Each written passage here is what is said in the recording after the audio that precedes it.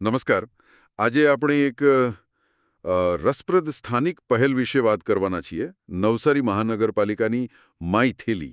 હા, માય થેલી નામ જ આમ તો સીધું છે. બરાબર.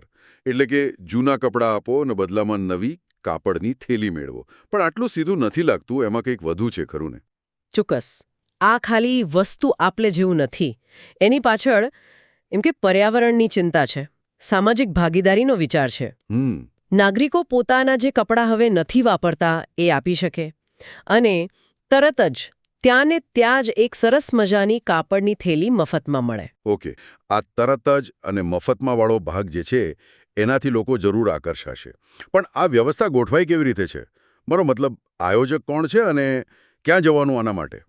જુઓ, આયોજક છે નવસારી મહાનગરપાલિકા અને એમણે આનું નામ આપ્યું છે માય થેલી ઇનિશિયેટિવ. અને નાગરિકોને તકલીફ ના પડે એટલે 4 અલગ અલગ જગ્યાઓ રાખી છે. 4 જગ્યાઓ. એટલે આખા શહેરમાં અલગ અલગ વિસ્તાર કવર કરવાનો પ્રયાસ છે એમને? કઈ કઈ છે એ જગ્યાઓ? હા, એ જ હેતુ છે.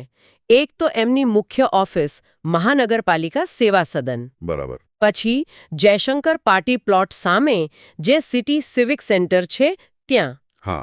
ત્રીજું છે વિજલપુરનું સિટી સિવિક સેન્ટર અને ચોથું કબીલપુરની વિભાગીય કચેરી.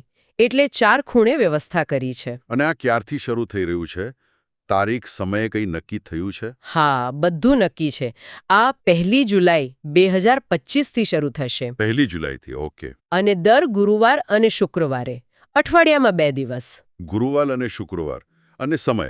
સમય છે સવારે 11 વાગ્યાથી સાંજના 5 વાગ્યા સુધીનો. એટલે કામકાજના સમયમાં લોકો જઈ શકે. સરસ. હવે એક બીજો સવાલ મનમાં આવે છે. આ જે કાપડની થેલીઓ છે એ આકર્ષક છે એમ કહ્યું, પણ એ આવે છે ક્યાંથી? પાલિકા ખરીદે છે? ના, અહીંયા જ આ પહેલનો એક બીજો મહત્વનો એમ કે સામાજિક ખૂણો છે. ઓહ.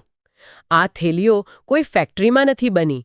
એ સ્થાનિક સફાઈ મંડળીઓ દ્વારા બનાવવામાં આવી છે. અરે વાહ, આ તો બહુ સરસ કહેવાય. હા, એટલે તમે જુઓ, જૂના કપડાં રિસાયકલ થાય, કચરો ઘટે અને સાથે સાથે આ સફાઈ મંડળીઓને રોજગારી મળે, એમને પ્રોત્સાહન મળે. ખરેખર, આ તો એક કાંકરે 2 પક્ષી મારવા જેવું થયું. પર્યાવરણનું કામ પણ થયું અને સ્થાનિક લોકોને મદદ પણ મળી. પર્યાવરણની દ્રષ્ટિએ આ કેટલું અગત્યનું ગણાય? ખૂબ જ. આપણે ત્યાં કપડાનો કચરો, જેને ટેક્સટાઇલ વેસ્ટ કહે છે, એ બહુ મોટી સમસ્યા બની રહ્યો છે. સાચી વાત છે. આનાથી એ કચરો લેન્ડફિલમાં જતો અટકે અને બીજું, અને કદાચ વધુ મહત્વનું, પ્લાસ્ટિકની થેલીઓનો ઉપયોગ ઓછો થાય. એની જગ્યાએ લોકો કાપડની થેલી વાપરે, જે લાંબો સમય ચાલે, વારંવાર વાપરી શકાય. એટલે પર્યાવરણ માટે તો ફાયદો જ ફાયદો. અને સામાન્ય નાગરિકના દૃષ્ટિકોણથી જોઈએ તો? એમના માટે પણ ફાયદો છે. એક તો ઘરમાં પડેલા નકામા કપડાનો યોગ્ય નિકાલ થાય. બીજું, એના બદલામાં એક ઉપયોગી અને પાછી દેખાવમાં સારી એવી થેલી મળે, એ પણ મફતમાં. હા. અને એ પણ ખરું કે ઘણીવાર આપણને પર્યાવરણ માટે કંઈક કરવાની ઈચ્છા હોય, પણ કઈ રીતે કરવું એ સમજાતું નથી. આ એકદમ સીધો, સરળ રસ્તો છે ભાગીદાર બનવાનો. બિલકુલ. આ પહેલની સુંદરતા જ એની સરળતામાં છે. કોઈ મોટી જફા નથી. જાઓ, કપડાં આપો, થેલી લો. અને એમાં કોઈ બલિદાન જેવું પણ નથી.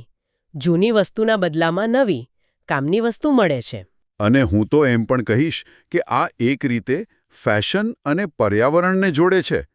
ભલે નવા કપડાં ના ખરીદીએ, પણ આ સ્ટાઇલિશ કાપડની થેલી વાપરીને પણ એક સ્ટેટમેન્ટ બનાવી શકાય કે અમે પર્યાવરણની કાળજી લઈએ છીએ. હા, એ દૃષ્ટિકોણ પણ સાચો છે. એ બતાવે છે કે પર્યાવરણની જાળવણી એ કોઈ બોજ નથી.